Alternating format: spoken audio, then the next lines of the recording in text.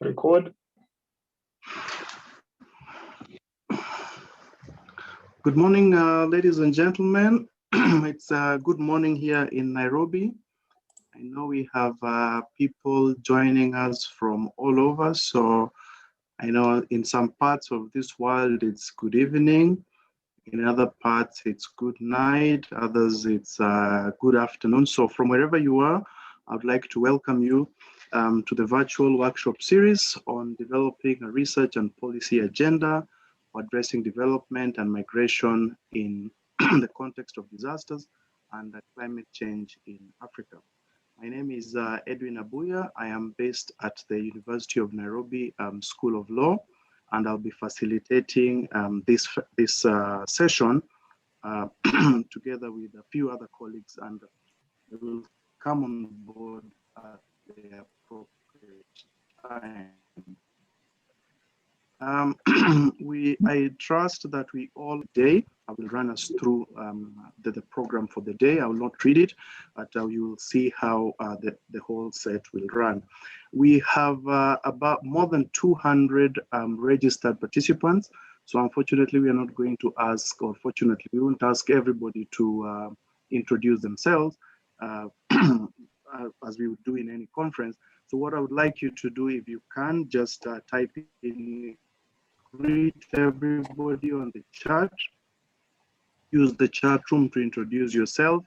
You can also introduce your institution and tell us good morning, good afternoon, or good evening. Registered. There are just a couple of housekeeping tips that we wanted to flag. First of all, is a question of recording. So we'll record and then the video will be shared with everybody. Again, the second housekeeping rule that we would like to know who is who in the room. So if you can, please just rename your the name that appears, so that we have at least an indication of your name and also your organization. So later on, at least we'll have an indication of who is who. The third housekeeping rule, please just switch off your video, mute yourself at all times. You'll have a Q&A session. So even for the purposes of the streaming and the weak internet, the less we have faces, perhaps better. Point number 4, I think I've talked about it on the chat box to give you a chance to engage with us. So with those few remarks, I would also perhaps we can come and just we have done the French translation. If you on how you can access the English and French. So Christina, would you like just to jump in now and tell us how we access the English and French tools on the using our screens, Christina?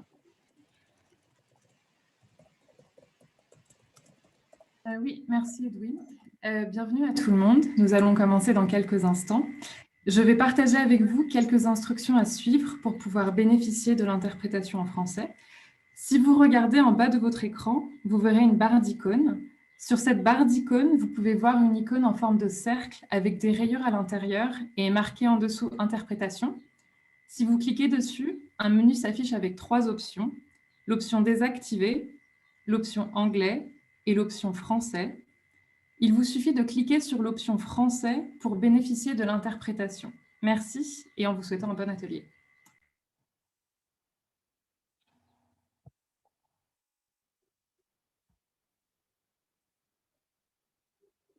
Okay, thank you so much, Christine, for that. And in case other people join in later, Christine, I'll also give you a chance just to pitch in and instruct people on how they can come on board. So I would like now to move to give, we have different organizations that are represented here. And I would like to give each of the speakers, each of the representatives, maybe 2 minutes just to give a brief bio on the name and the organization and do the welcoming remarks. And I'm going to, the first person who I'm going to give a chance to just to speak will be Atle Solberg, who is the head of Secretariat at the Platform on Disaster Displacement. Atle, please. Thank you so much, Edwin, Facilitator Chair. Can you hear me okay?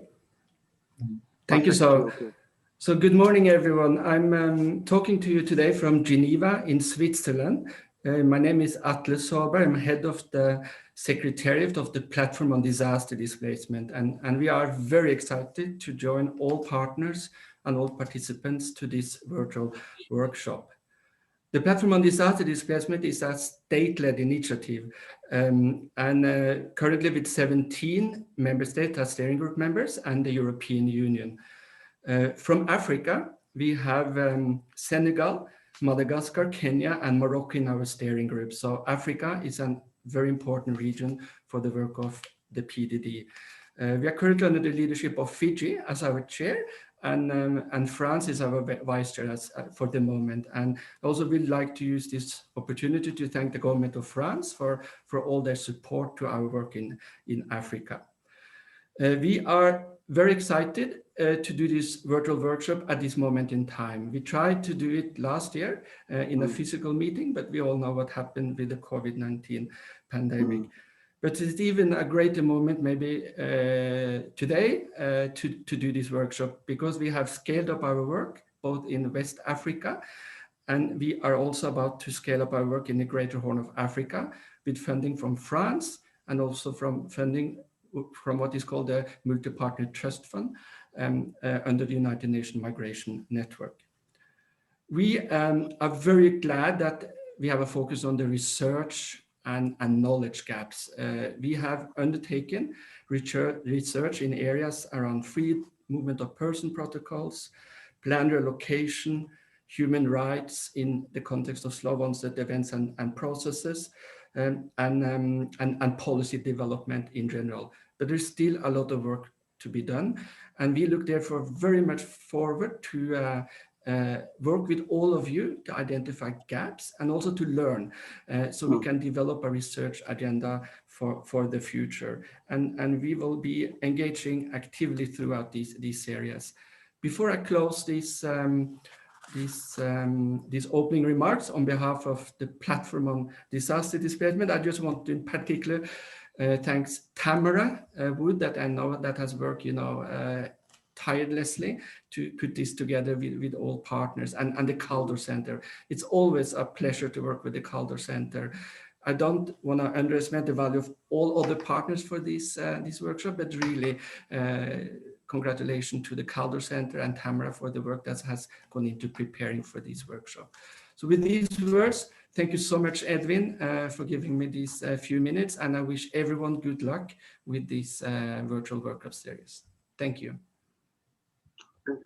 Thank you so much, Atle. The next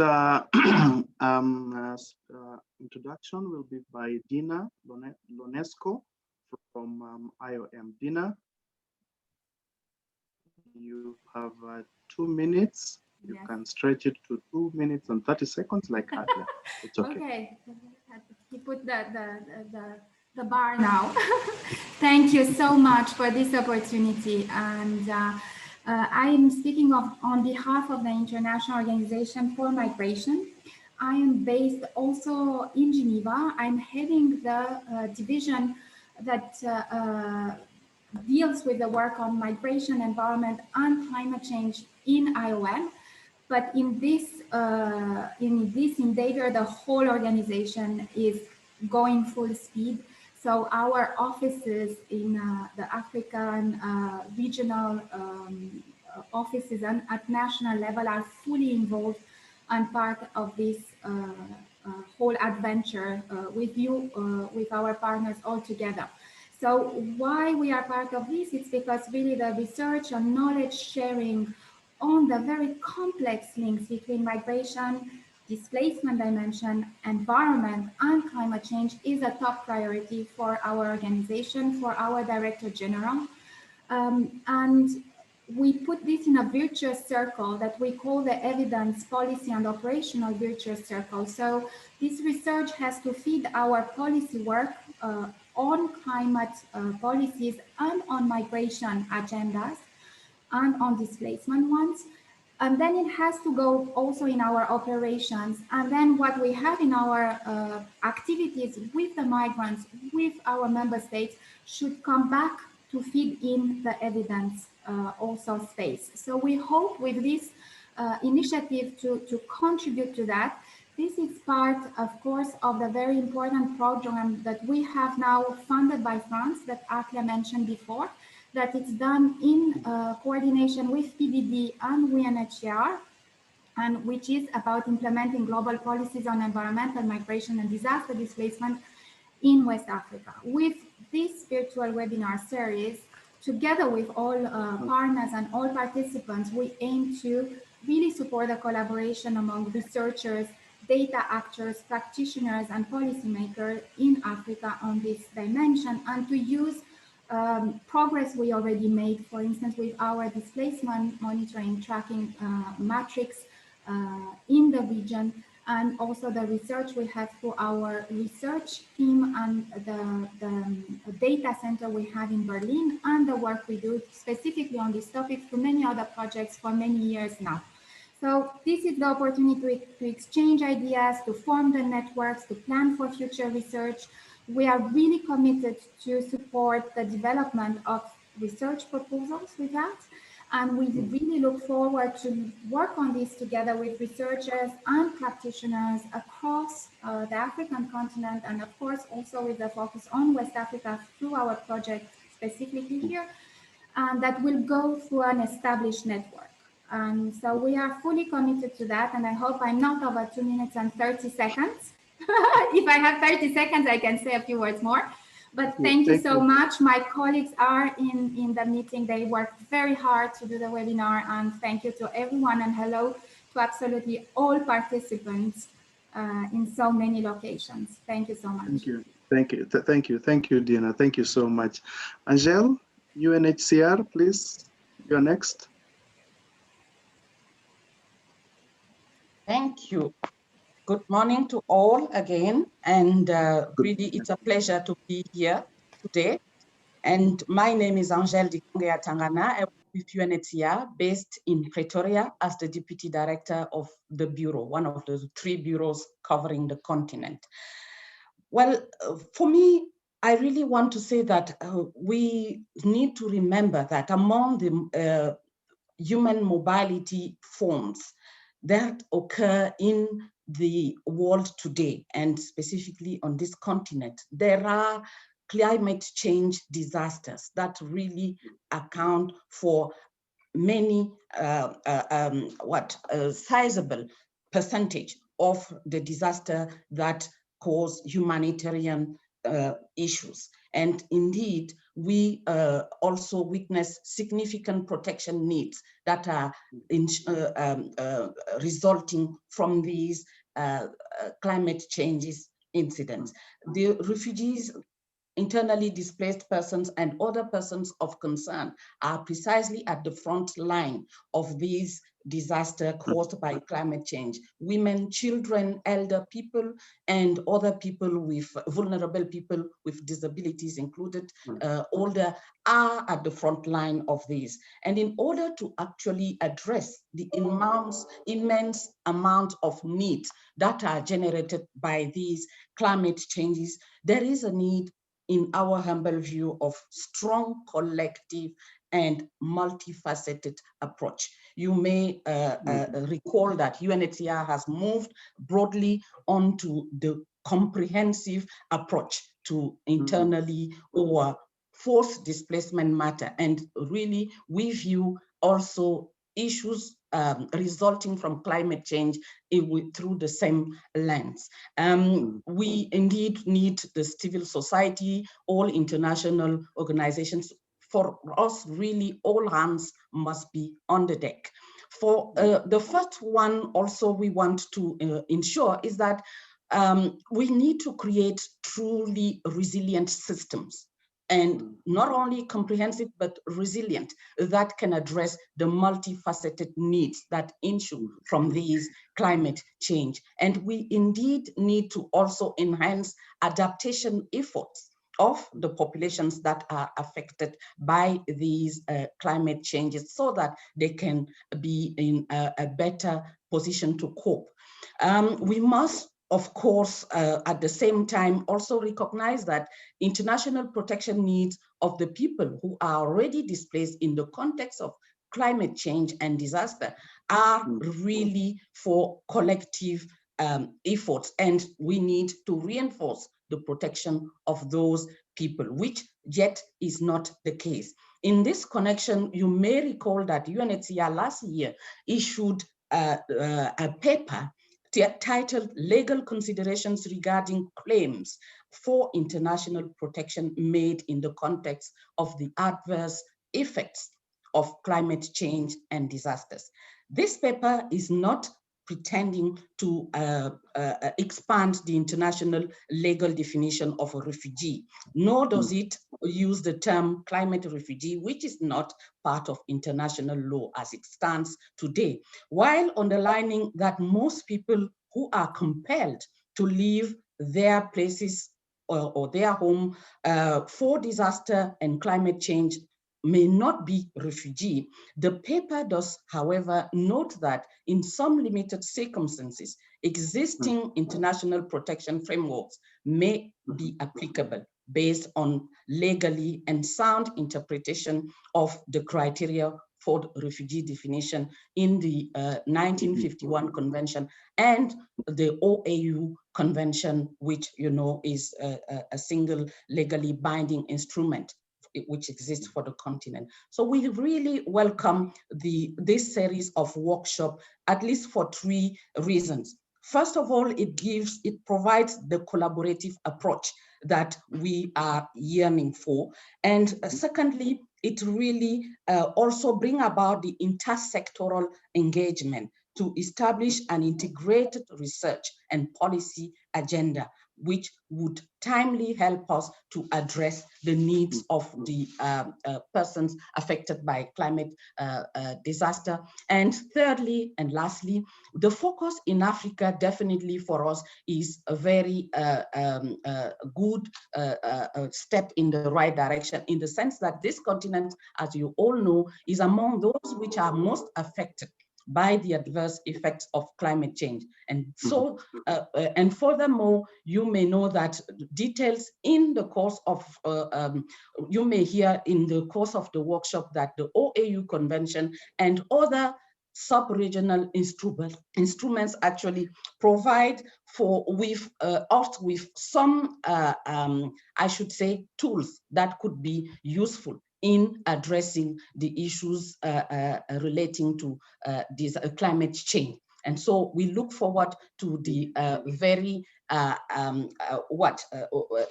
rich interaction throughout the workshop. We thank you for your kind attention. Thank you, Angel, also for the elaborate welcoming remarks. Thank you, Angel. Igad, Fatia, sorry. Igad.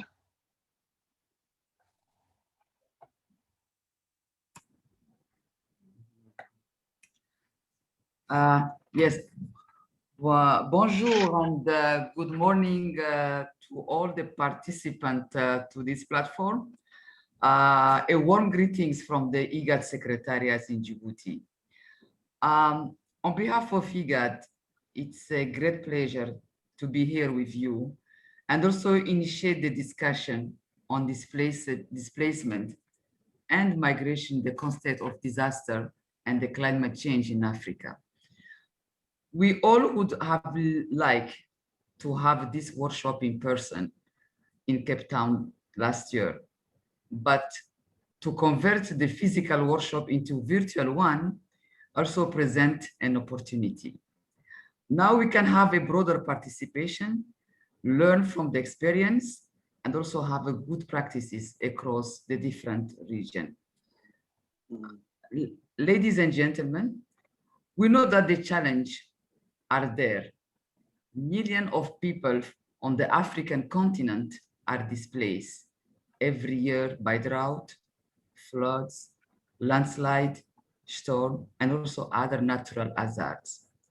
But today, and in the coming session, let us focus on the opportunities to address this challenge because solutions exist. The wide range of experience among the researchers and practitioners attending this workshop series will help us to identify the solution and the gaps that still exist. From the IGAD side, we are very much looking forward to sharing the experience from our region and some of the tools to address displacement and migration in the context of disaster and climate change. For example, there is a free movement of person protocols that IGAD, and specifically that address the topic of disaster displacement. The next step is now how we can support our member state in its implementation. We also have different knowledge products and initiatives that will be brought into the thematic group discussion, but also we are here to learn from our colleagues in South and West Africa. We are confident that also with the contribution from all of you, we will have a very useful tool at the end of this workshop series, which will help us to better inform and guide our member state related to displacement and migration in the context of disaster and climate change. The network of researchers and policy experts across Africa, which is now planned to be established after this workshop, will provide a great opportunity to continue to discuss, and IGAD will lean on this network for future collaboration. With this, I would like to thank all the participants and also wish a productive platform. Merci and thank you. Thank you. Thank you very much, Fathia. Professor Mwaura, University of Nairobi, you have 2 minutes to do the welcoming remarks. Professor Mwaura. Thank you so much, Edwin, and thank you so much for putting this together, together with the partners who have been part of this very exciting process. I'm greatly honored and pleased to welcome you all to this virtual workshop, and the workshop has come at a very opportune time when we in Kenya are reflecting on the gains of the Constitution of Kenya, which has been with us for the last 10 years, and which protects the right to environment, as well as freedom of movement in the Bill of Rights. As we know, this protection provides a good avenue for enforcing environmental rights against both state and non-state actors. This is because it is not only has vertical effect, but it also has horizontal effect as well. This workshop gives us a very good opportunity to identify gains we can build on, as well as challenges that we need to address in order to avoid the disastrous effects on the environment that we have seen in different parts of the world, and which result in displacement and forced migration. At the University of Nairobi School of Law, where I'm the Dean of the School of Law, we continue to teach and conduct cutting-edge research on refugee law, natural resources, environment, mining, gender, human rights, maritime law, and other related areas. The output of our research in these areas goes a long way towards informing our teaching at the undergraduate, master's, and doctoral levels, as well as shaping the debates and policies of the government. We trust that this series of virtual workshops will be memorable and highly educational events that will not only help us to develop research and policy agenda for addressing climate change-related displacement and migration, but also transform us into critical agents of African development. We truly value your participation and support for this series of virtual workshops, and we thank you so much for joining us today. Thank you.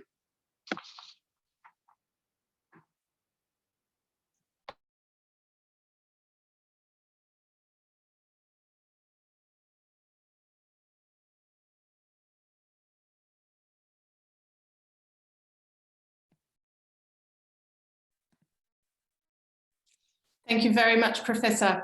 I have a feeling that we may have lost Professor Edwin to the vagaries of internet connection. Let's hope that he will join us very soon. In the meantime, my name is Tamara Wood, for those of you who I don't know, and I'm very pleased to step in until Professor Edwin can join back together with us. Next, I would like to invite Professor Franz Viljen from the Centre for Human Rights at the University of Pretoria to deliver his welcome remarks. Professor Franz, the floor is yours. Thank you very much, facilitator and colleagues, friends. Good day to everyone. It certainly is our privilege as the Centre for Human Rights at the University of Pretoria to be part of this event.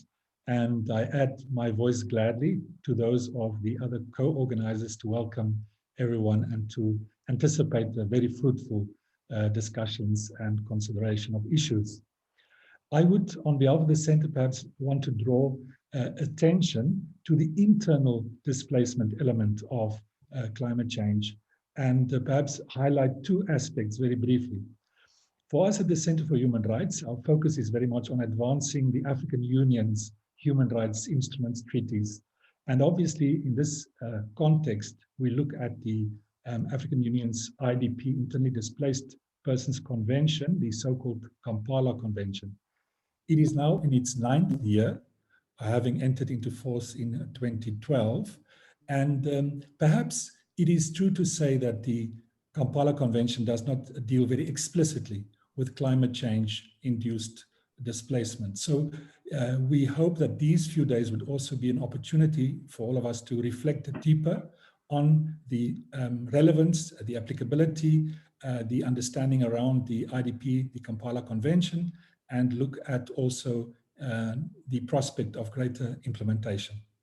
The second brief point is just to highlight that at the Centre, we have been privileged to also base or house the Secretariat of Geneva, which is the global engagement network on internal displacement in Africa, Geneva. This is a recent initiative with the Centre, together with the Refugee Law Initiative at the School of Advanced Study at the University of London. It is trying to bring together scholars around internal displacement with a focus on Africa. And at the moment, it is planning a number of events, has a number of policy papers. So I invite everyone to perhaps get acquainted, if you like, with the work. Just maybe look at the website of Geneva and also to consider getting involved in its activities. And we will seek out, as we go along, productive ways of collective engagement. Thank you so much for the opportunity. Thank you so much. Franz. Sorry, I was... Back to you, Edwin. Okay. Thank you, Tamara, for stepping in. Thanks a lot, Franz. Next, welcoming remarks, Dorothea, GIZ. Thank you, Professor Abuya. Hi, my name is Dorothea Ryszewski. I'm the head of the global program Human Mobility in the Context of Climate Change, based in Bonn, Germany. I'd like to thank the organizers of this workshop series very much for including GIZ in the conceptualization and implementation of this important endeavor. It's a pleasure being here. The global program Human Mobility in the Context of Climate Change is implemented by GIZ on behalf of the German government and supports partners in 5 regions, among them East and West Africa, to improve knowledge and develop skills and approaches for addressing climate and disaster-induced migration, displacement, and relocation. Together with IGAD and the project Strengthening IGAD's Migration Policy Implementation, we are happy to support this workshop, which will certainly help us improve the support to our partners in the IGAD region and in West Africa. I'd like to applaud PDD and all stakeholders involved for this initiative of a virtual workshop series. From our point of view, regional and national initiatives have a primary role to play when addressing HMCCC in a tailored manner. National and regional actors, as well as local researchers and professionals, provide the skills and the in-depth regional knowledge that is necessary to create effective and appropriate public policies and management strategies. Initiatives like these workshop series, in which stakeholders are brought together and opportunities for policy-relevant research are being identified, are particularly useful to shape the collaboration with our African partners. Our approach at GIZ is to support governments and regional organizations in developing their capacity to address climate-induced vulnerability by press the key. support and inclusion of vulnerable groups during implementation. Our vision is rooted in a holistic approach to the problem, which fits perfectly within the idea behind this workshop series. We work in tandem with governments, researchers, and organizations on national and regional level working in the field of migration and climate change to close knowledge gaps and provide applicable solutions. Furthermore, we encourage exchange between our partners and support the dissemination of knowledge on international meetings and platforms.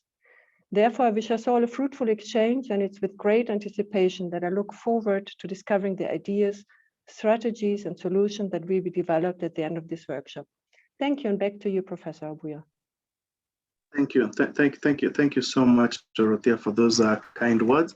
And last but not least, Jane joining us from down under. 2 minutes and 3 seconds, Jane. Thank you so much, and good evening, everybody. Good day, good morning. May I begin by paying my respects to the traditional custodians of the land on which we meet, which in my case is the Camaragal people of the Eora Nation. And I pay my respects to their elders, past, present, and emerging. As Director of the Andrew and Renata Kaldor Centre for International Refugee Law at the University of New South Wales in Sydney, Australia, I feel enormously privileged to offer some words of welcome.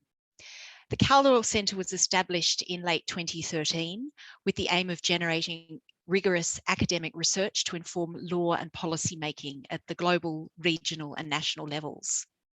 Right from the start, a core focus of our work has been mobility in the context of climate change and disasters, and in particular, the legal frameworks required to ensure that people can move in a safe, dignified, and sustainable manner. As such, we're truly delighted that through this workshop series, we can help to support the advancement of law and policy responses to this challenge within Africa. I would like to acknowledge my colleague, Dr. Tamara Wood, who had the original idea to create this workshop series and whose scholarship has played such an important role in understanding the legal governance of mobility in Africa.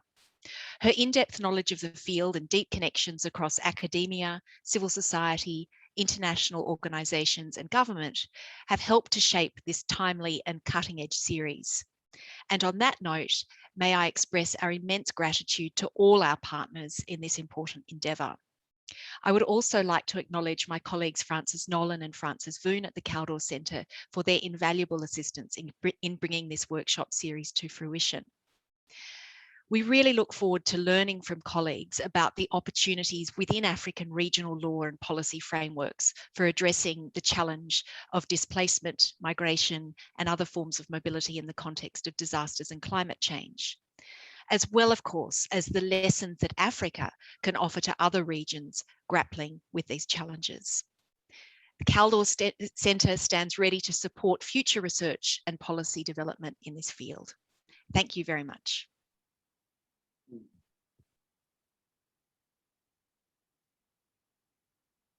Jane, thank you all for your wonderful welcome remarks and for all the handy tips that you gave, and also for opening up the discussions. So we're going to move now to and also thank you for keeping time. We're going to move now, the keynote presentations, and we have the contributors. We have IGAD, you heard them talk. We have GIZ, PDD, UNHCR, we have France, Germany, the AUN, the Australia Universities Network. For support, two speakers are Justice John Mativo, who is a judge of the High Court of Kenya, and Professor Walter Kellin, who is joining us, who is a professor, emeritus. The two of them, I'll just give a brief bio of the two of them. Judge Mativo sits in the High Court of Kenya. He has advised on refugee law. He's written and advised on refugee law.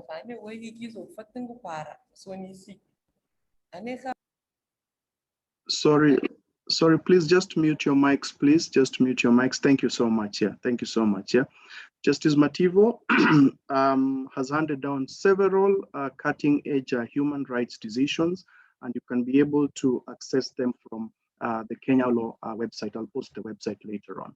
Professor Cullen is a Professor Emeritus for International and Swiss Constitutional Law at University of Bern in Switzerland.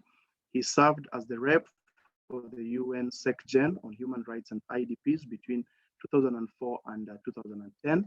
And I remember when I was doing my doctorate, I actually read a lot of his work on IDP. He's also been a member of the UN Human Rights Committee 2003 to 08 and 2012 to 2014.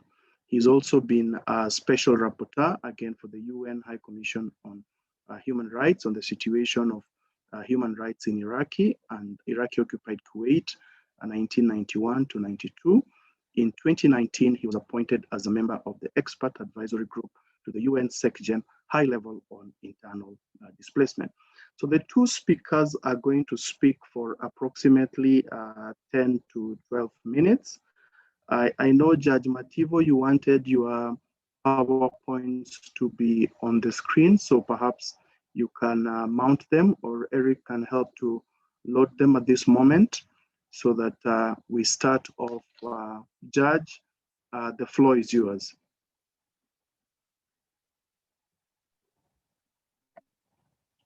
Thank you, Edwin.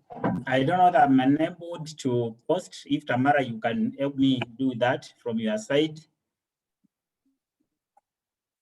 Yes, thank you very much.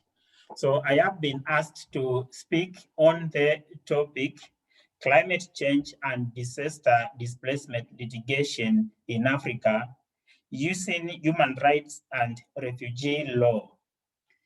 The original version of this paper, I presented it at a conference in Costa Rica early last year. And some of you who attended that conference will find some of the material familiar. Otherwise, it's an ongoing work. And even after this presentation, I intend to improve it further. So I'll be calling for more ideas and suggestions. But for the purposes of our discussion today, the paper is aimed at provoking a discussion and ideas from you. So let us view it from that perspective. So we turn to the next slide.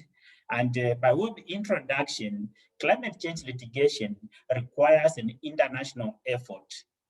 However, policies at the regional, national, and even international level are a very important element for this, for any progress to be made. Let's move to the next slide. I'll be moving very fast.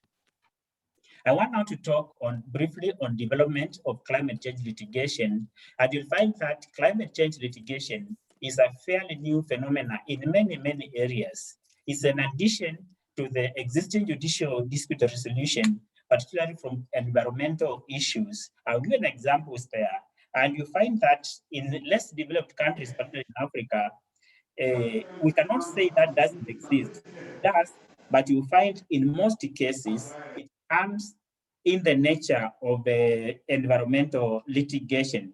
I'll give you some examples from also some countries, India, Philippines, etc. But what is important is that climate change has gained attention in recent decades through an enactment of a series of laws codifying national and international responses to climate change, creating new rights and duties to climate change. So here, litigation is used as a tool to either challenge the validity of these laws or to ensure that they are applied and enforced. So courts have been adjudicating growing number of disputes related to climate change mitigation and also adaptation efforts. I've referred in the next slide to the Paris Agreement, which most of you are familiar with. And perhaps I can say that litigants have begun to make use of these codifications in arguments about adequacy or inadequacy of efforts by national governments to protect individual rights vis-a-vis climate change and its impacts. The arguments meant to challenge these actions or inactions by the government support either constitutional or statutory provisions are really not environmental provisions. But at this point, I can pause and say in Kenya, our constitution now recognizes the right to a clean and healthy environment. So several cases seek to establish liability for entities that generate emissions with full knowledge of whose emissions effects on the global climate. So litigants bring claims that seek to assign responsibility where failures to adopt resources is foreseeable, and also material harms. So what are the legal issues discussed in cases of this nature? We have justiciability. Here it is imperative to demonstrate that the court has authority to hear and resolve the said claims. 2 is order to note sources of climate obligations, and litigants draw on various sources of law, whether regional, international law, constitutional provisions, statutes, or common law. And usually litigants are more successful when a statutory provision expressly talks about climate change mitigation and allows for litigation in cases of non-compliance. You may ask yourself, what are the main drivers for this kind of litigation? I will not claim that we have a closed list, but we have compensation. Some people will come seeking compensation. Others are challenging climate change-related legislation and policies, or even the application. Again, others will be preventing future emissions and contributions to climate change. Also, we have cases requiring governments or regulators to take action to meet national or international commitments. And also, they need to raise awareness and putting pressure on the various actors. I want us to examine climate change litigation in trends in Africa. African countries have achieved some strides in climate change litigation and even recognize common law principles of negligence and nuisance, which may be applied to climate change. Significant steps, those laws have been taken in pursuit of actions against global warming as a violation of human rights. I have given one example from Nigeria. The citation is, the case is there. Perhaps you can read it later. But here it recognizes violation of rights to health and also impact on climate change. In South Africa also, we find the government introduced legislation regulating greenhouse gases, and there has been litigation relying on such legislation. So climate change litigation, the next slide, climate change litigation in Africa appears to be a bit slow and a bit expensive. Of course, it's not difficult when you read where we come from and the lack of knowledge. I'll be talking about that later. But in terms of the instruments, the Paris Agreement has been a crucial tool in encouraging governments to adopt climate-oriented laws and implement them. So what are rights approach based to climate litigation? So the use of human rights as a basis for litigation on climate change has proved to be effective. It involves recasting or extending constitutionally guaranteed rights to include an environmental dimension. In Ghana, these rights, which are civil, political, social, and economic in nature, draw their inspiration from the various international human rights declarations and treaties. Perhaps I can also mention that our constitution now recognizes the right, socio-economic rights. So the Constitution of Kenya provides for the non-exclusion of the fundamental rights and freedoms not specifically mentioned under it. So it's very easy now under current constitutional dispensation to recognize some of these rights if the case is brought to court. Then I've cited one case from Ghana where the Supreme Court noted that this provision can operate as a gateway for the incorporation of relevant principles from international instruments relating to fundamental human rights.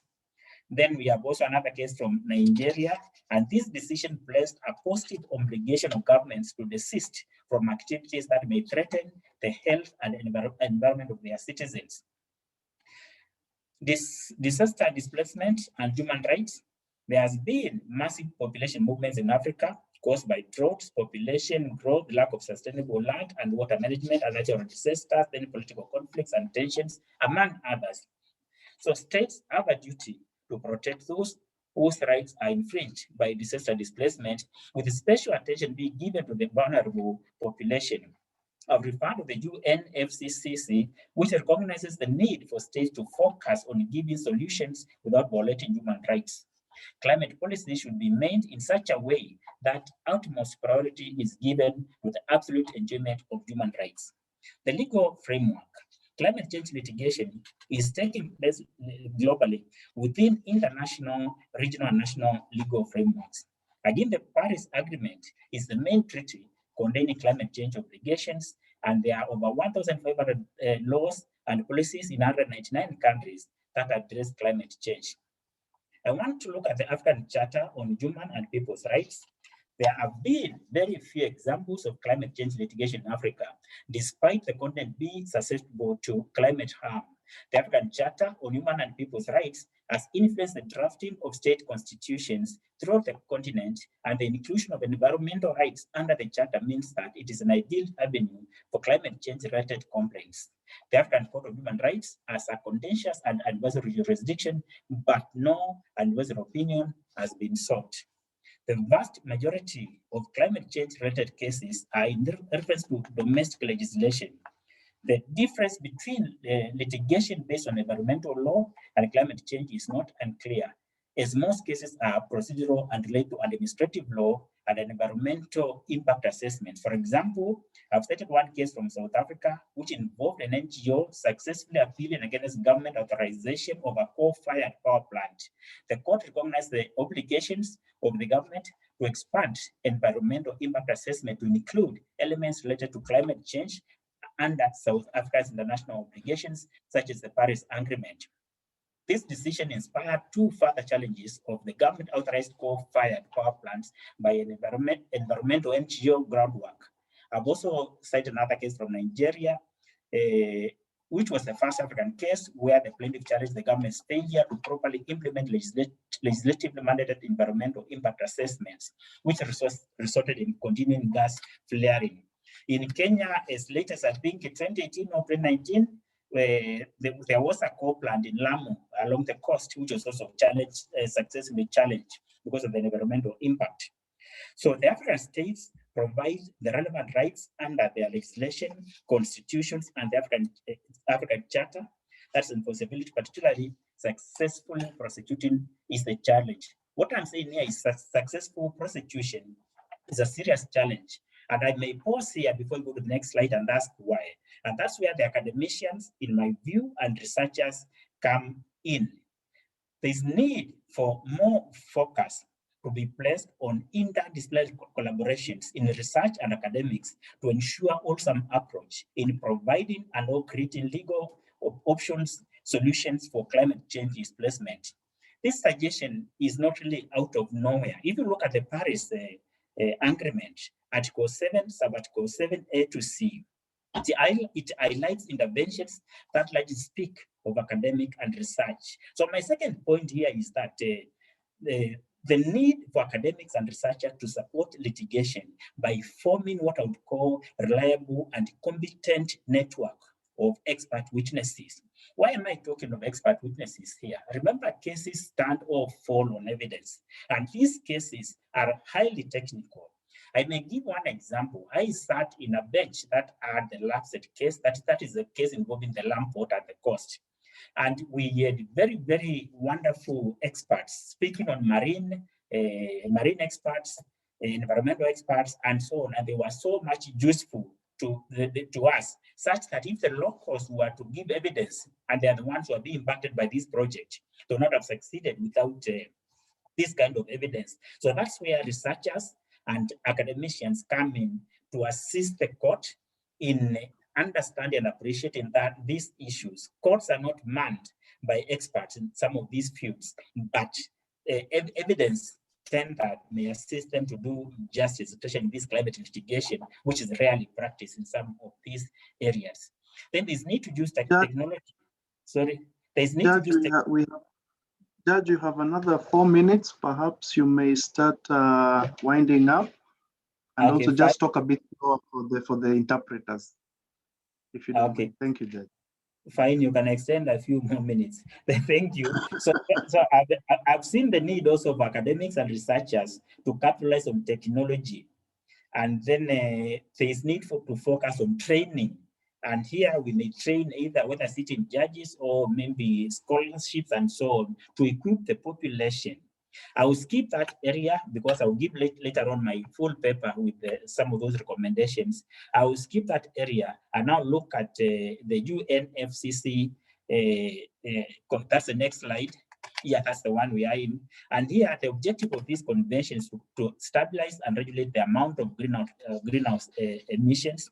Then the Paris Agreement, I've mentioned it a lot. And let me spend some more minutes now on the African OAU Convention governing the aspects of the refugee problems in Africa. The OAU, 1969 OAU Convention was entered into subsequent to the Refugee Convention and its protocol as a way of tackling the growing refugee crisis in Africa, attributable to occurrences specifically within the African continent, such as civil wars, terrorist activities, interstate conflicts, and the conflicts caused by socioeconomic changes and changes in government, and also natural disasters. So this convention, if you remember, Article 1.2 of the convention is the first refugee definition of its kind to steer away from persecutory conduct towards more generalized, also called objectively identifiable situations.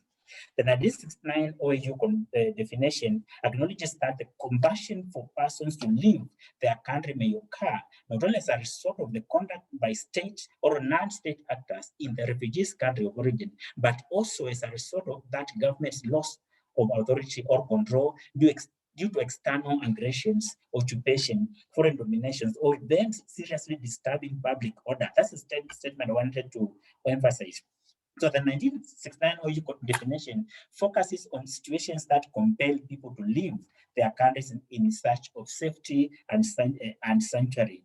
The phrase events seriously disturbing public order should be construed in line with the 1969 OAU Convention's humanitarian object and purpose to include events that impact the maintenance of public order based on respect for the rule of law and human dignity to such extent that the life, security, and freedom of people are put in danger. So my argument here is that this definition, which to me was forward-looking, can be expanded to cover challenges or displacements caused by climate change. So climate challenges facing climate change litigation. So climate justice raises several issues that are relevant to many areas, either regional or international law, but the law as it stands was not created with the challenges of climate change in view, and it's always well suited to address them. So we have some constraints here. One is compliance challenges. Two, we have also constraints caused by customary international law, and also concerns of human rights. I'm just skipping now the slides because of time. And then the last part of the presentation has given case studies from various African countries, from Ghana, from Nigeria, from Ghana, from South Africa, from India, from Australia, and also from the US. And the last part now, I've gone back to Kenya, where I've looked at our constitution, and which to me established the overall legal architecture applicable in Kenya, including the basis for climate change litigation. Article 2, 5, and 6 provides that both general principles of international law and the treaties and conventions signed and ratified by Kenya form part of the laws of Kenya. And then we have a number of instruments which have been ratified by Kenya. And lastly, I've also put the legal framework. So the conclusion is that litigation is a viable measure to address the constitutional rights to a clean and healthy environment, and also disaster displacement caused by climate and so on. Significant progress has been made as evidenced by the case studies cited earlier. Otherwise, thank you very much. If I've been too fast, you forgive me. Thank you. Thank you so much, Judge, for those comments. Thank you also for keeping time. Very, very valuable comments. We will have a Q&A session where the participants will be able to ask you a couple of questions. So just hang in there with us, Judge. Thank you. Thank you, Judge. The second keynote presenter will be Professor Kelly. I hope you are ready, Volta. I hope you're ready to shoot us to about a 15-minute session. Professor, please, come in. Thank you so much. Good morning, good afternoon, good evening to everyone. Among the most destitute internally displaced persons I've ever met were the former pastoralists I was talking to in southern Ethiopia some time ago. These people had lost their animals during the 2016-2017 drought in the Horn of Africa. Now, they were living very close to a very poor town. They hardly received any humanitarian assistance. They were clearly malnourished, exhausted, in bad shape. And as one of their elders told me, they had no future. He said that even if I gave him lots of animals, he would not go back to his pastoralist lifestyle. He said that he had lost everything twice since 2011, and that he felt that climate change would make things even worse in the future. At the same time, he regretted that his children had missed formal education while they were moving around with the animals. Thus, he said, they were condemned to a life in poverty. Are these people climate refugees, or are they environmental migrants, internally displaced persons, or something else? How to define, how to categorize such persons is not about semantics. It has implications regarding their legal status, regarding their rights, regarding access to assistance, regarding support to find solutions that helps them to rebuild their lives. And these questions are highly relevant as we all know for Africa, because of large numbers. According to the Internal Displacement Monitoring Center, in 2019, in sub-Saharan Africa, only 3.4 million people were newly displaced due to sudden onset disasters, and also some cases of drought. And the future is problematic. It doesn't look bright. The World Bank, in its groundswell report, estimates that unless we are really becoming very active in the areas of development and climate change law and policy, if you're doing nothing, up to 86 million people will have to move within their countries in sub-Saharan Africa by 2050 due to the effects of climate change. In the following, I would like to present some ideas on how we can conceptualize human mobility in the context of disasters and climate change in a way that provides entry points for research relevant for law and policy making, research that is able to bring together such separate and distinct areas of law and policy as climate change, free movement of persons, refugee protection, and planned relocation. Let me start with shortly introducing and assessing three conceptual approaches to our topic that we can find in research, in academic research, but also in discussions about policies. First, the climate change approach. Media, some academics, some NGOs call people like those I just was talking about, they call them climate refugees. Climate refugees because they have to flee and are in need of refuge due to climate change. Many, and you have heard, including UNHCR, think that this is problematic for at least five problematic, and I join this hesitancy to call these people climate refugees. I do that for at least 5 reasons. First, the notion of refugees, as we all know, refers to persons fleeing across borders. But the very, very large majority of people forced to leave their homes in the context of disasters and adverse effects of climate change are internally displaced, and that's particularly true for Africa. Second, concepts based on the notion of flight because of climate change are faced with the problem of attribution. while in many cases, drought and sea level rise can in fact be attributed to climate change, showing that without global warming, a specific case of flooding or a tropical storm would not have happened is extremely difficult. And in such cases, even the scientists are not in agreement among themselves whether such events in the specific case can be attributed to climate change. But even where it is possible to establish the causal link between such an event and climate change, actual displacement might have multiple causes: poverty, bad governance, the absence of necessary action to reduce disaster risks or to adapt to climate change. In other words, we're talking here about multiple causes leading to displacement.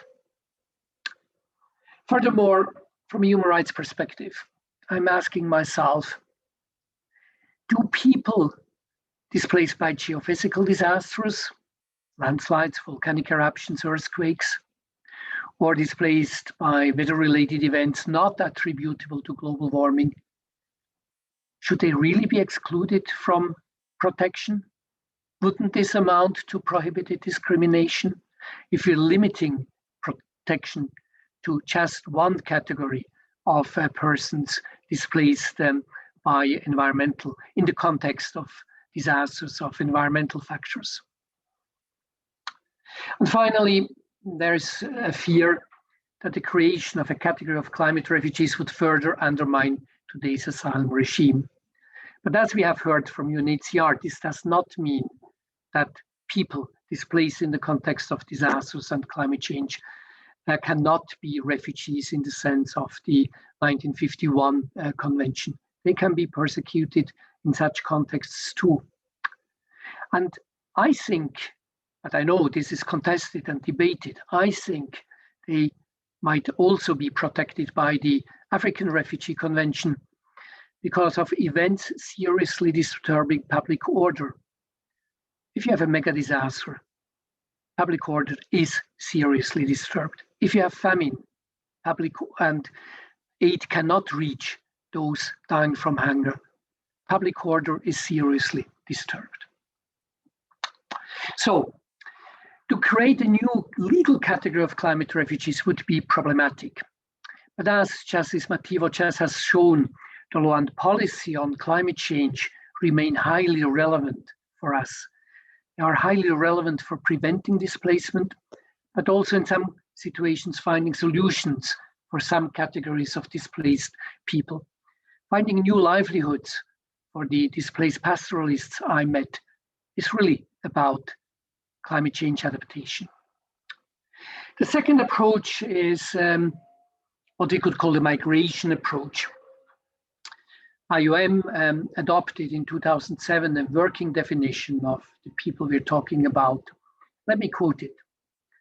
Environmental migrants are persons or groups of persons who, for compelling reasons of sudden or progressive changes in the environment that adversely affect their lives or living conditions, are obliged to leave their habitual homes or choose to do so, either temporarily or permanently, and who move either within their country or abroad. This notion has several advantages. It captures internal as well as cross-border displacement.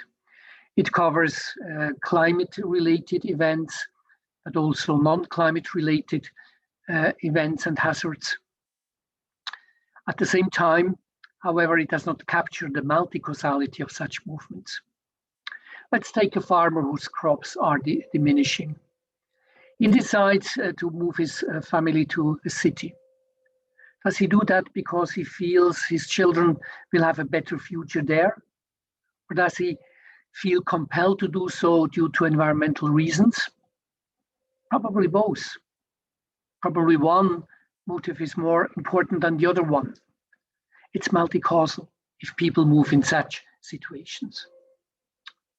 The third approach is what we could call the disaster approach, and it's the approach we're using at the platform of disaster displacement. It goes back to the Nansen initiative. We're using the following definition, and let me quote it. Disaster displacement refers to situations where people are forced to leave their homes or places of habitual residence as a result of a disaster, or in order to avoid the impact of an immediate and foreseeable natural hazard. Such displacement results from the fact that affected persons are exposed to a natural hazard in a situation where they are too vulnerable and lack the resilience to withstand the impacts of that hazard. So we have three elements. People are exposure to a hazard, and they are too vulnerable. They lack the resilience to withstand the impacts, to deal with the damages incurred. This third element highlights the multi-causality of displacement. People exposed to hazards, environmental degradation, may lack resilience for a multitude of socioeconomic, political reasons: poverty, marginalization, poor urban planning, settlements moving into disaster-prone areas, population growth, weak governance regarding disaster risk reduction, and in some African situations, also violence and armed conflict. As compared to the impacts of the natural hazard itself, these human factors contribute as much, and sometimes even more, to whether affected people will be able to stay or have to move. Let's remember the big drought and famine in Somalia in 2011-2012. People there were internally displaced or fleeing to neighboring states because drought, a natural hazard, interacted with famine. Famine triggered by factors such as weak protection by their clans, the impossibility to bring food assistance to them, and then many conflict-related reasons. So these are situations where people are unable to cope with the impacts of a hazard. And this amounts to disaster as defined by the UN, DRR, the UN Agency for Disaster Risk Reduction, which defines disasters as a serious disruption of the functioning of a community or society due to hazardous events which interact with exposure, vulnerability, lack of capacity, and which lead to losses and damages.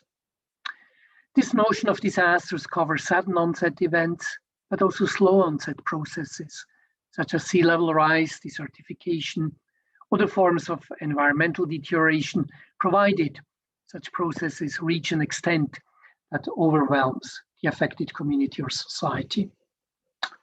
This leads me to the last part of my presentation. I would like to show how this understanding of disaster displacement provides us with multiple entry points for research on law and on policy. Because if people are forced to move when they are exposed to a sudden or slow onset hazard and lack the resilience to withstand the resulting impacts, then we can try to reduce the hazard. That's reducing greenhouse gas emissions in the case of climate change. We can try to reduce exposure, and we can try to reduce vulnerability and strengthen resilience. And this is what we call a toolbox approach. We have multiple tools to help people. We can try to help people to stay by reducing, as I said, the hazards through climate change mitigation. We can try to reduce, helping people to stay by reducing their vulnerability, strengthening their resilience. That's disaster risk reduction. That's climate change adaptation, and more generally, development in line with the SDGs.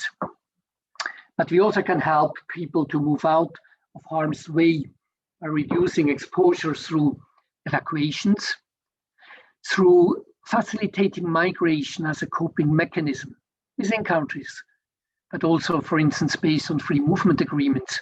I've heard about the IDP protocol by Director Fatih Alvan, other forms of migration pathways, helping them to cross borders.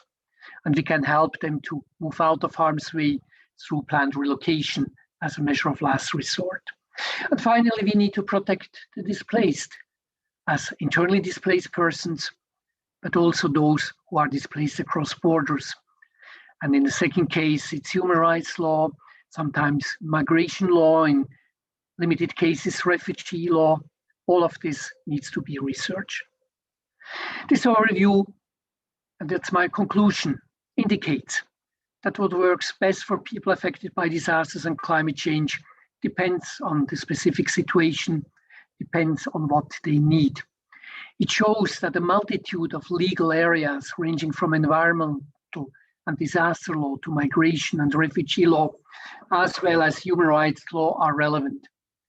Rather than thinking about a new convention, which could hardly cover all these issues, we should focus on better using, expanding, further developing what already exists. This approach, I think, leads to our next session in the sense that it has the advantage of covering all the aspects to be addressed by the 4 thematic working groups that Tamara will introduce in a moment. It provides entry points for a wide range of researchers, not only those dealing with refugee law, migration law, human rights, but also those dealing with environmental law, those dealing with disaster law and policy. And it helps to bring all of this research together under one conceptual roof. Thank you very much. Thank you very much, Walter, for those comments and the practical drawing on your practical experience throughout the year and also throughout the years, and also for fitting it within dovetailing the judges' presentation. Thank you so much. So for those of us who have questions, there are 2 ways that we will do the Q&A. You can post your questions on the chat, or once we finish with the next presenter, you can also just raise your hand and I'll give you a chance. So we are doing very well with time. Thank you so much for the presenters. The next presenter will be Tamara, and I'll give Tamara a chance to introduce herself and also to pitch for the next.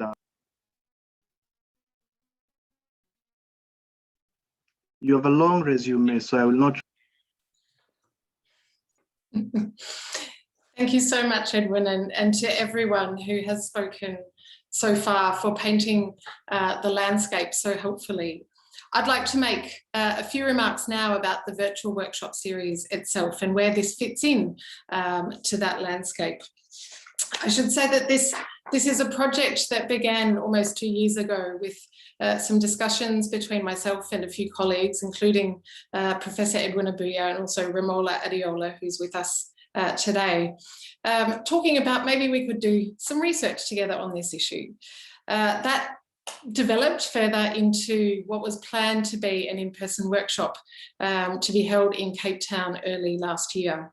And we all know what happened then. I actually think that this new format and the extra time that we've had to expand the scope of what we do, to take on the virtual format and to bring in wonderful new partners that have supported us to develop the project into what it is now, has provided a really wonderful opportunity to bring in a much more diverse group of people to have this conversation. Often when we talk about how to address displacement and migration in the context of disasters and climate change, we talk about what we don't have. We don't have an international climate refugee treaty. But as we've heard, this is also what we don't need. So the focus of this workshop series is really to look instead at what we do have. As we've heard, there are a multitude of opportunities within existing law and policy frameworks, not only with respect to refugee law, human rights, or protection for internally displaced persons, but more broadly within disaster risk reduction, climate change adaptation, and so on. Many opportunities for helping people to stay safely at home, for allowing those who move to move safely with dignity, and for those who are forcibly displaced to ensure they're protected and able to achieve longer-term solutions and rebuild their lives. But though there are many opportunities, there is still a lot of work to be done. The scope and application of some of these frameworks, particularly in the context of disasters and climate change, is not yet well understood.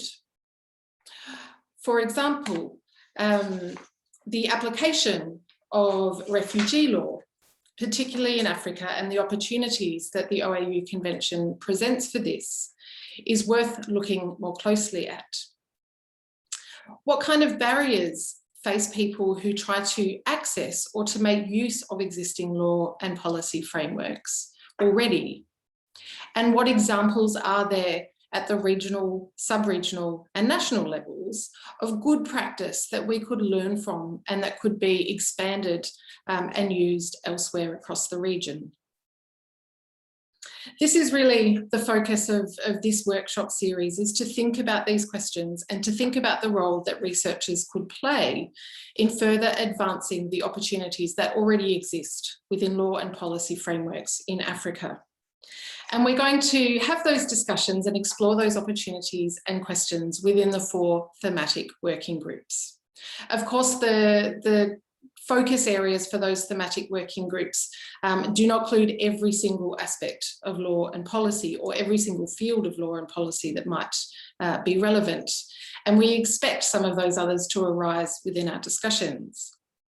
But they reflect some of the most important ones or some of the most key opportunities that we could further develop in order to provide safety and solutions for the people who are affected.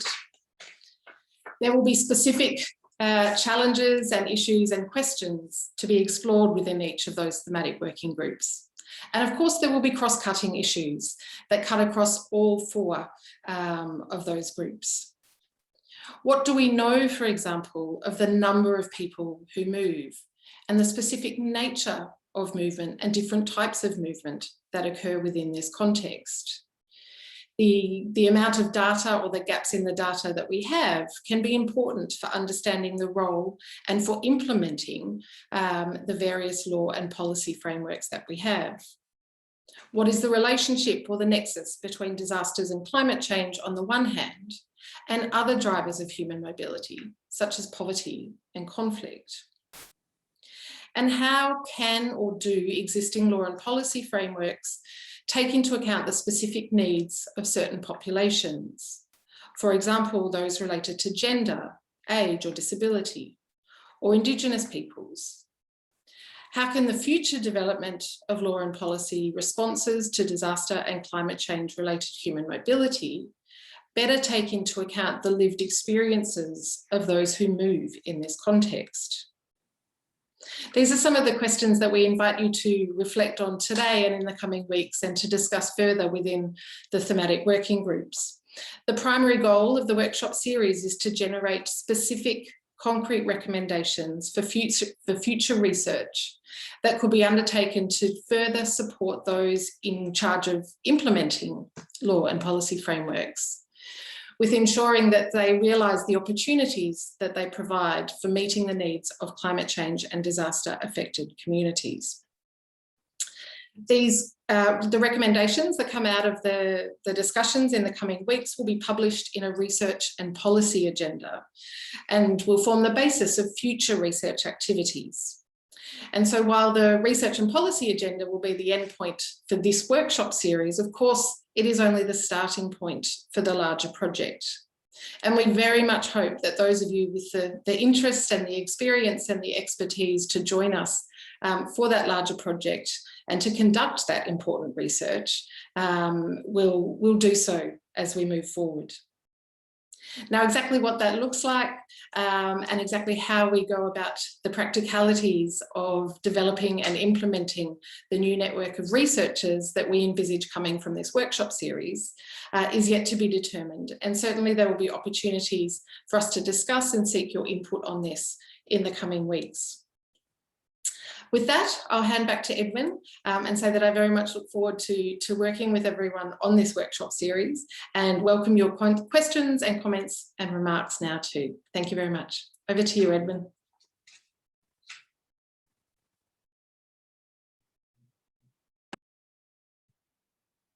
Thank you, Tamara, for for being on point and also for keeping us within the timelines. So, folks, we are now going to the Q&A session. There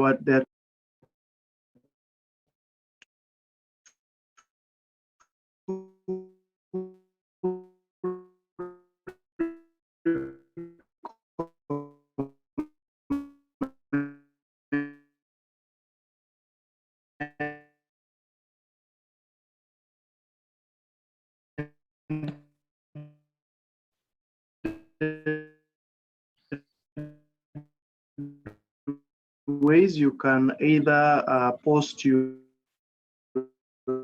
chat on the, you can either post it, I will give you a chance to ask your question.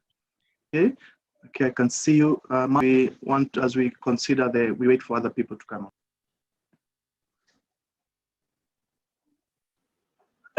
Was that me? Edwin is breaking up a little bit, but yes, okay. I'll fire away, and if it isn't me, I apologise. But my question was really around the issue of planned relocation, and it's often conceptualised as something of a last resort. But I think with our knowledge of climate change and what's likely to happen in the future, I think we can be increasingly certain of the impacts that this will have for human habitation and the ability of certain human populations to persist in specific areas. Yet I guess the legal and the policy framework for relocation, planned relocation, I think especially across international borders, is currently inadequate. Yet I think it's quite difficult to really develop this currently when issues of relocation are consistently framed as an option of last resort. So I think just to get any of the speakers or the panel's thoughts in relation to that issue would be great. Thank you.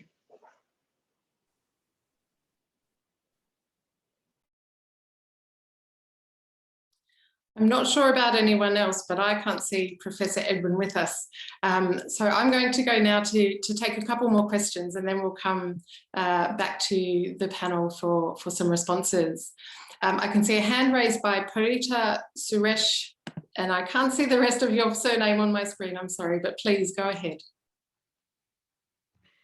Thank you so much. I'm actually more focusing on Kenya's situation, on what Justice Mativo talked about. And we look at the human rights issue and the rights to food, because we're really looking at equitable sharing of resources. Now, if we look at the situation of Lake Naivasha, there's so much overfishing, which is also crippled together with climate change. The same situation for the pastoral communities, where they keep on moving in search of pasture and water. But basically, as we talk, there is literally no equitable sharing of resources taking place, and communities are forced to migrate out of their area. And what is really being done about this? Because really everybody has, based on human rights, everybody's rights to food is there. So what is really being done about it? Is it just on paper, or in reality there is action? Thank you. Thank you so much for that very relevant question, Parita. I'll take one more from Awandawase Tagba, and my apologies for the pronunciation. The floor is yours. Thank you very much. I appreciate the pronunciation. It's okay. I have three questions. One is for Justice John Mativo on climate change litigation. He made mention of the case of the Ogoni, the Shell and the Ogoni environmental issues. I have gone through his presentation, and I could say that basically in Nigeria and of course other parts of Africa, laws are not actually the problems here, but the main issue is the political will to actually implement these laws. The laws have been there, but the political will is lacking. So the issue of Ogoni has been lingering for years, but there's no political will to settle this. So I want him to actually elaborate more on the issue of the political will to actually take care of this loss. Then the second question goes to Professor Walter. That was a wonderful presentation. He focused more on the effects of climate change on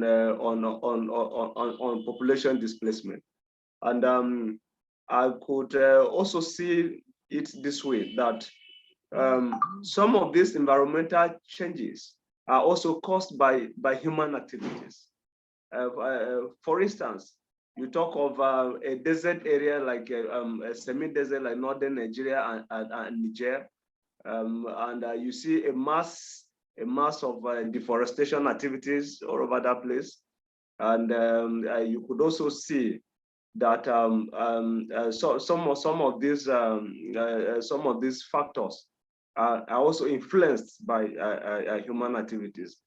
So we should also look at the causes of this environmental change, not just the effect. The effect basically it forces people to migrate, to move.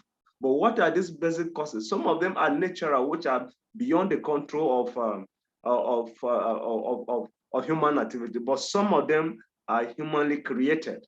So I couldn't get a glimpse of that aspect. Then also on the rights of displaced persons, we are talking of this issue of statelessness. You are forced to migrate to a place, against your own will, and you find your place, you cross borders, and then there's this issue of access. How do you have access to basic rights, to basic things of life? You don't have a proper means of identifying yourself. I know most of things like education, health services, and other basic amenities, you can only access them if you can identify yourself as citizens. And these people found themselves in countries where they cannot identify themselves. They don't have proper identity. How are these issues addressed? Thank you very much.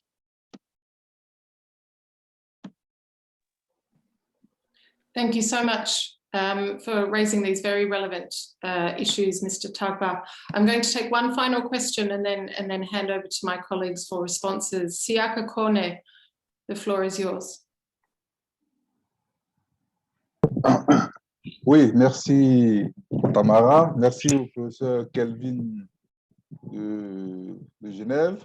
J'ai eu la chance de travailler avec lors du séminaire, du workshop de l'atelier de Stellenbosch au Cap, et je les remercie pour leur contribution qui ont été vraiment très, très révélateurs de la problématique. Je comprends bien la problématique. Je suis dans le domaine de la mise en œuvre des politiques. Je fais partie d'un ministère de l'intégration africaine. Les questions de politique, nous les traitons déjà. Au niveau de notre sous-région ouest africaine, surtout de la CEDEAO, il y a un traitement, une prise en compte des problématiques liées aux mobilités, au déplacement des populations et aux questions de libre circulation des personnes et des droits de l'homme. J'ai entendu le professeur dire que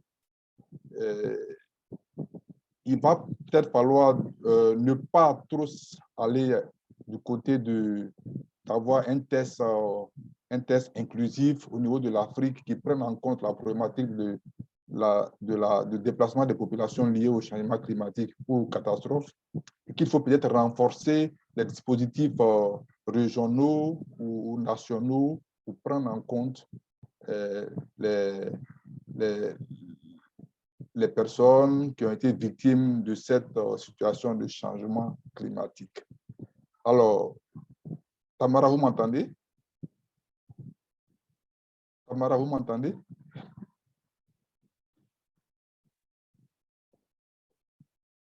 OK, yes. D'accord, je continue. Donc, je suis parfaitement en phase avec le professeur Kelvin sur cette question de pouvoir renforcer les dispositifs de résilience des États ou des régions pour faire face à la problématique de déplacement liée aux catastrophes naturelles et que, notamment en Afrique de l'Ouest, les phénomènes ne sont pas aussi brutaux comme peut-être en Afrique de l'Est ou en Afrique australe. C'est un phénomène lent, et qui se produit de façon saisonnière ou cyclique, notamment la question de désertification, qui fait que les populations se déplacent, ils viennent un peu plus vers le sud, et ils y travaillent, ils trouvent un moyen de résilience et ils repartent pour soit assister les autres, soit aller renforcer les dispositifs nationaux des différents pays ou de leur population ou de leur famille. Donc, ma question sera donc comment, avec le dispositif en place ou bien avec la plateforme que nous sommes en train de mettre en place, comment on peut faire une étude pour évaluer les personnes qui sont impactées, les besoins dont ils ont les besoins dont ils auront à faire face pour pouvoir atténuer le choc ou atténuer les souffrances. En tout cas, tous les dispositifs sont apparemment là. Il y a les dispositifs liés au protocole de la libre circulation des États, il y a les protocoles humanitaires, il y a même un protocole de solidarité de la CEDEAO pour les États qui subissent une catastrophe. Donc, et dans chaque État, il y a des dispositifs de réaction vis-à-vis des questions de changement climatique ou de catastrophes naturelles. Mais souvent, elles ne suffisent pas. Donc, comment les fédérer, enclencher les mécanismes, les relier entre elles pour qu'elles soient plus pertinentes ou plus efficaces. Voilà tout un nombre de choses que je souhaiterais qu'on réfléchisse dessus ensemble pour les rendre plus efficaces au bénéfice des populations. Voilà donc ma préoccupation. Merci et continuons ensemble de réfléchir sur la question. Merci beaucoup.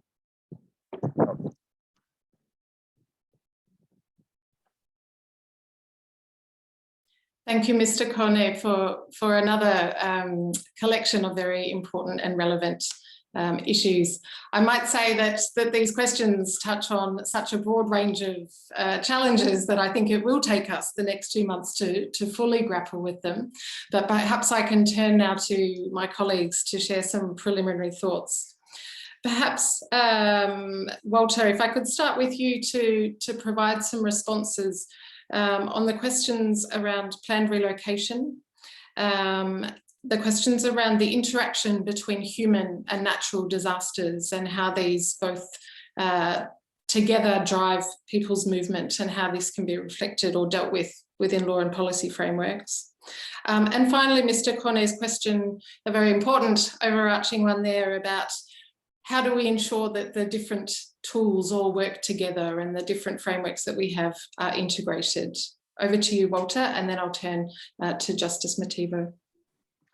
Thank you very much, Tamara. Thank you very much for these great questions. Let me start with Mark's question on planned relocation as a measure of last resort. First, why last resort? I think simply because experiences in the past with planned relocation have been very, very problematic. Those of us with a bit more of gray hair remember the huge discussions and criticism, justified criticism, back several decades when big dams, big infrastructure projects were implemented with World Bank support. People were relocated in a planned way and ended up in misery.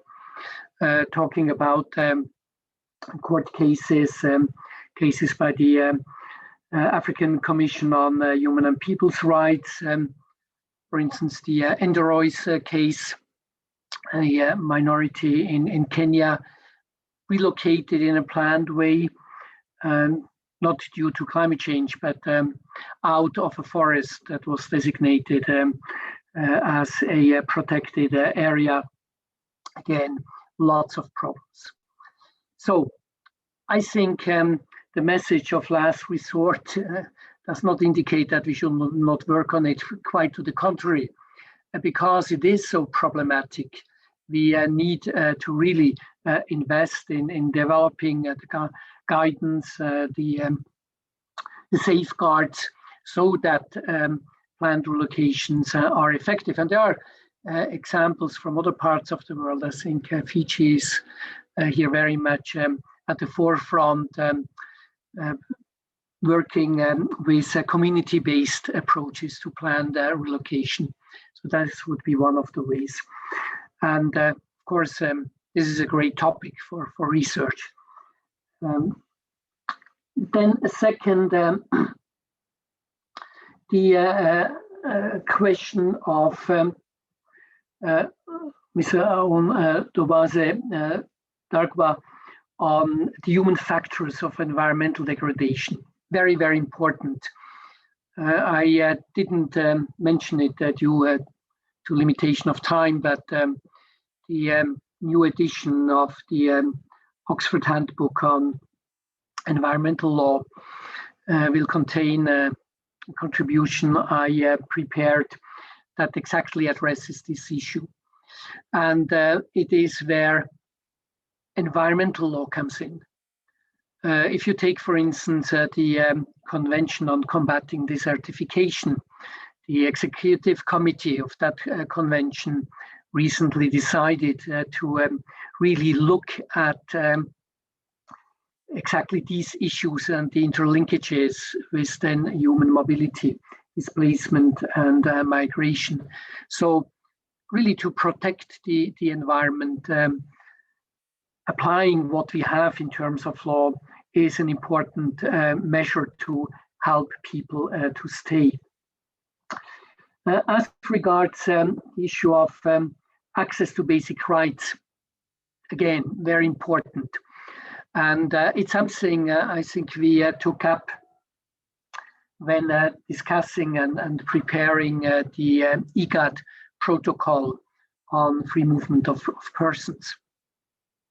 There, as has been mentioned by Director Fatou Alwan, there is a paragraph or an article on people who want to move across borders in the context of adverse effects of climate change and disasters.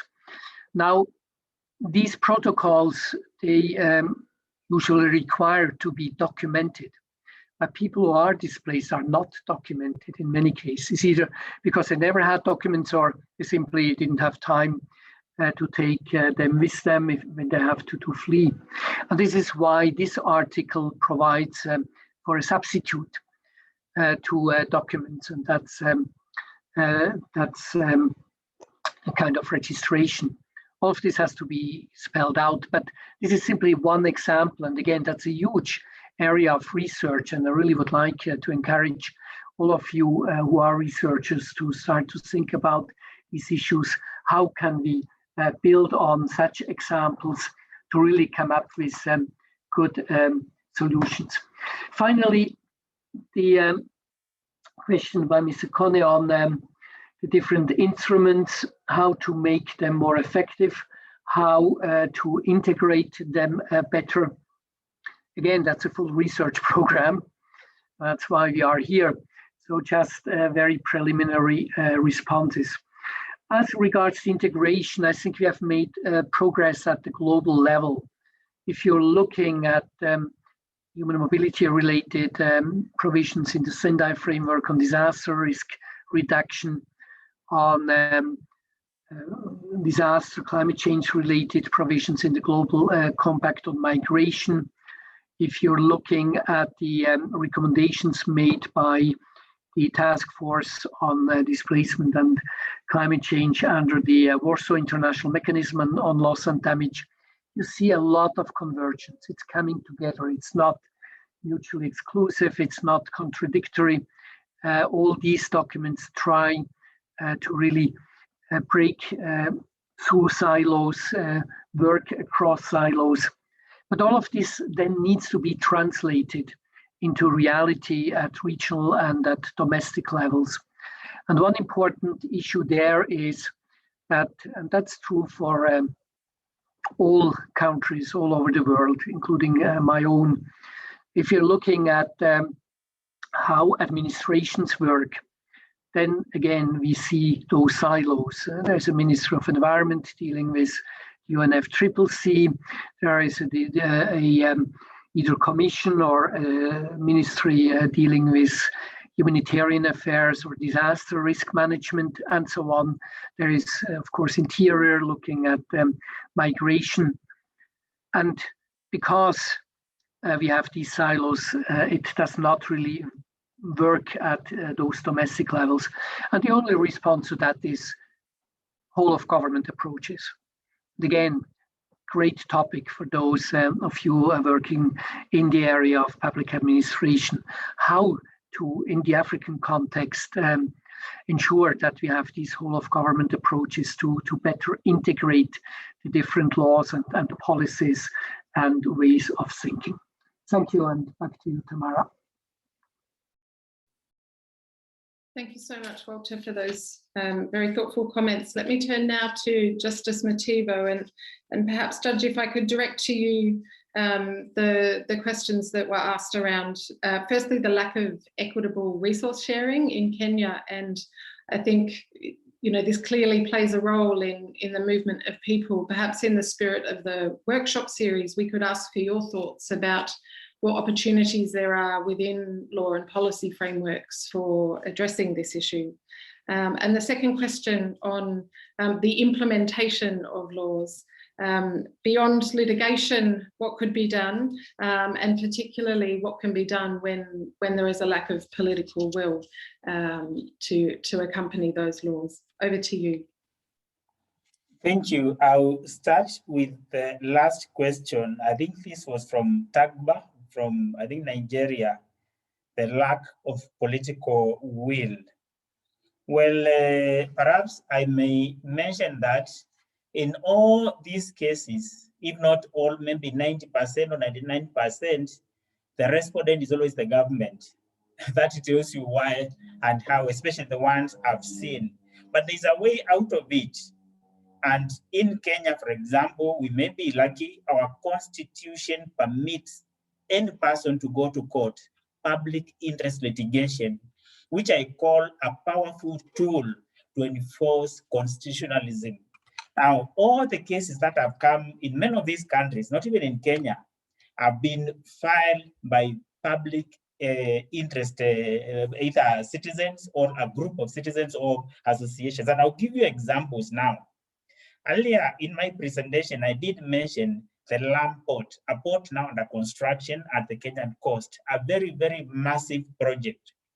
A component of this port included a coal plant.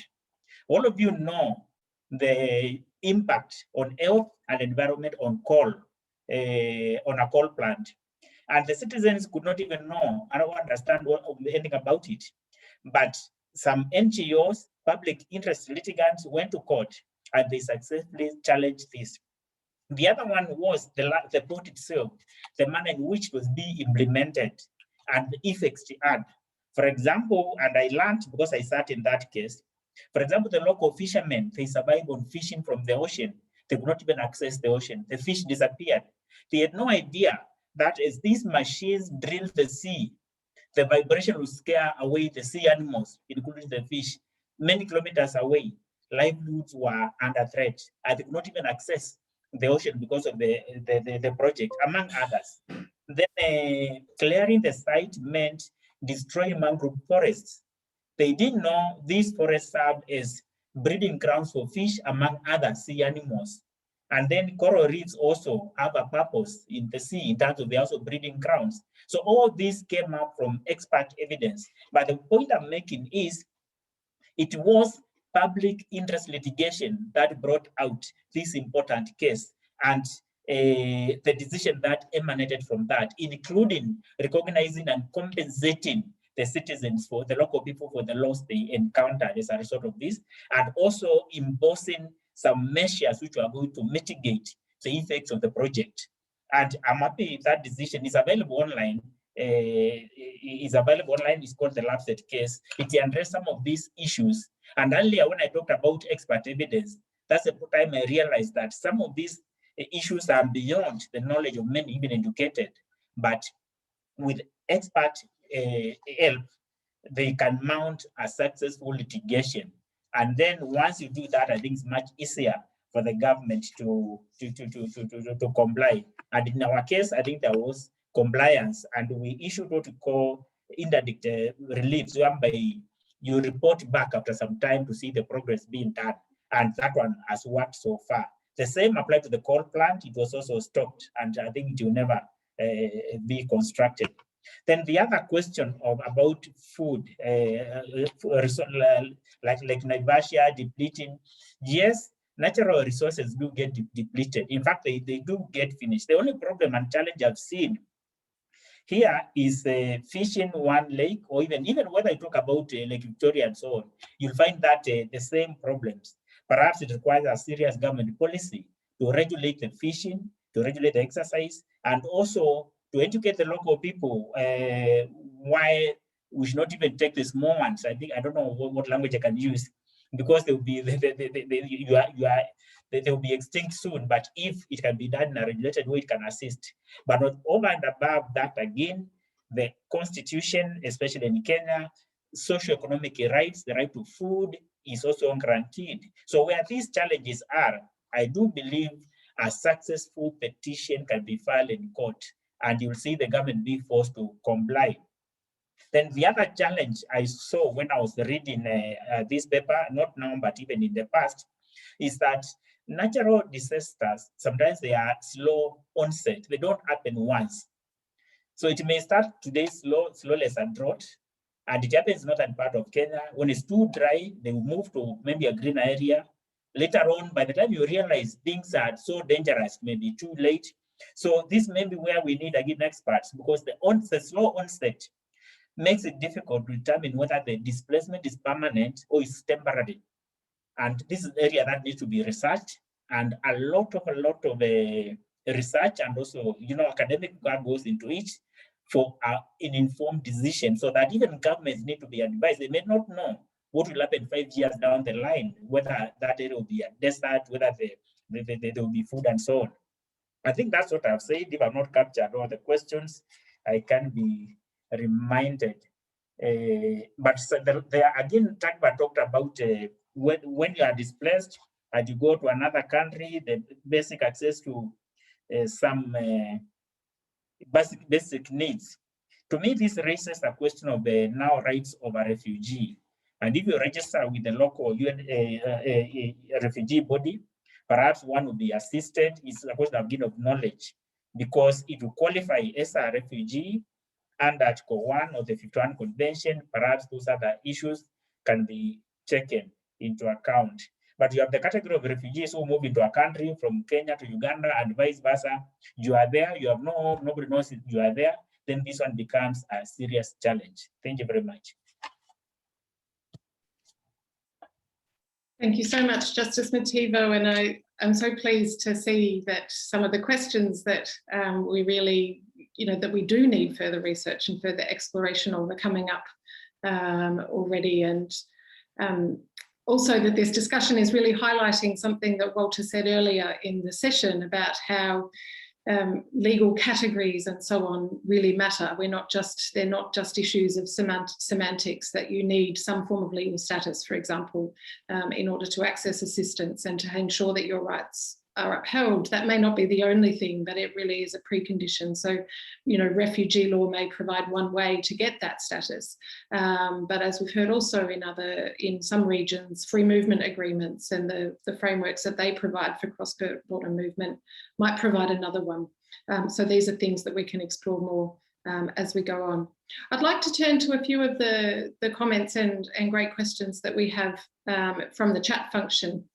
And there's a few questions here around the role that different actors might play. So whether it's, local or regional institutions, professional bodies and so on.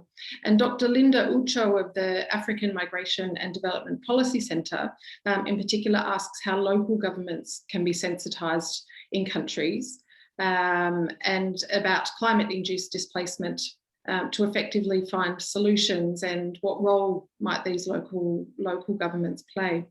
Walter, perhaps if I could turn to you and even to extend this question a little bit to think about, we talked before about the integration of different fields of policy and law, but now I guess about the integration at different levels of governance and the role that different actors might play. Any thoughts or reflections that you might have?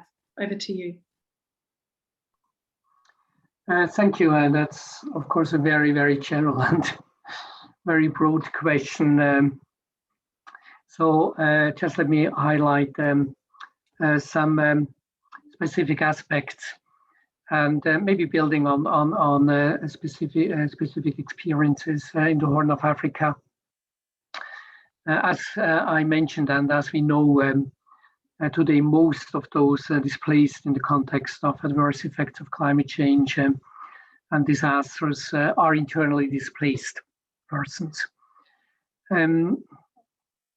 Usually they get some kind of assistance, either through their own people, host families, host communities, or through humanitarian actors, NGOs, local actors or international NGOs. But the big problem really is how to find solutions for them to end their displacement.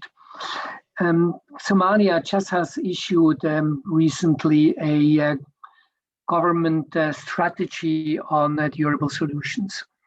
And there it puts a very strong focus on the role of local authorities and local governments as actors to help people to find solutions.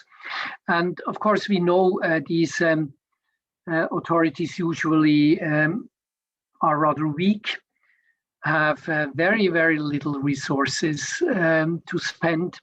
So it's not like we can expect them to, in that sense, be very effective. But what in Somalia has been working and is now very much part of this solution strategy is to build on community-based planning, bringing together those who are displaced, host communities, traditional authorities, local authorities, to really together start to analyze what the key problems are, to come up with plans that identify priorities where they all together feel if we could move ahead in this or that area, then we would be able to really move, not immediately, but take steps towards solutions. And then based on these community action plans, with local authorities in the lead, reach out to the different actors, line ministries, donors, etc. And this, as I said, has been working even in a context as difficult as Somalia.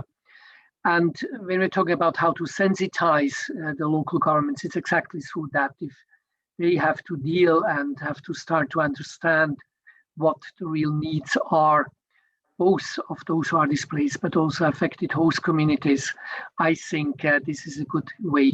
But it needs to be complemented then through capacity building measures, training, provision of capacity, is all in different aspects by the central government and by the international community. I mean, that's just part of the answer, but let me stop here. And just to add, that's one example of what whole of government approach means. It's not only horizontally between the different ministries, but also vertically better integrate the central level, the regional levels, the local levels, to work on issues such as displacement caused or in the context of disasters and climate change.